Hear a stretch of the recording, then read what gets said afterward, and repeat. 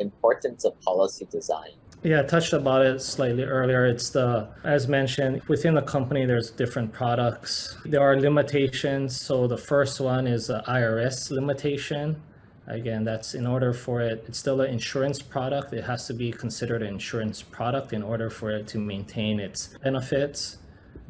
You'll hear it. And if you exceed that, it'll become a modified endowment contract and it'll lose those tax benefits. So that's something mentioned earlier, MEC or the MEC. And then how you design the specific product. I think for IBC, or at least for a lot of the investors, the main goal is to have the maximum cash value. The death benefit is a feature of the product, and it does help with generational wealth and legacy planning as well. But as far as the main design efforts, you're designing it for maximum cash value, and the death benefit is a secondary benefit from that.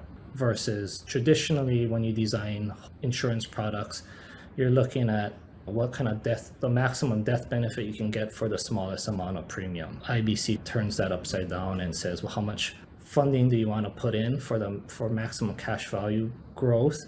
And the death benefit is a requirement needed in order to maintain those taxable or the favorable tax requirement. Right, so it is very counterintuitive, and this is why Dave Ramsey says that whole life is a scam. He doesn't know really what we would differently. And then the other lever that you can play around with is you can make a policy where you get higher interest rates. If you're doing, that's where like an IUL policy comes in. I don't know if we're going to be able to talk about that today. That's when you start to skew the policy more for higher returns to the stock market.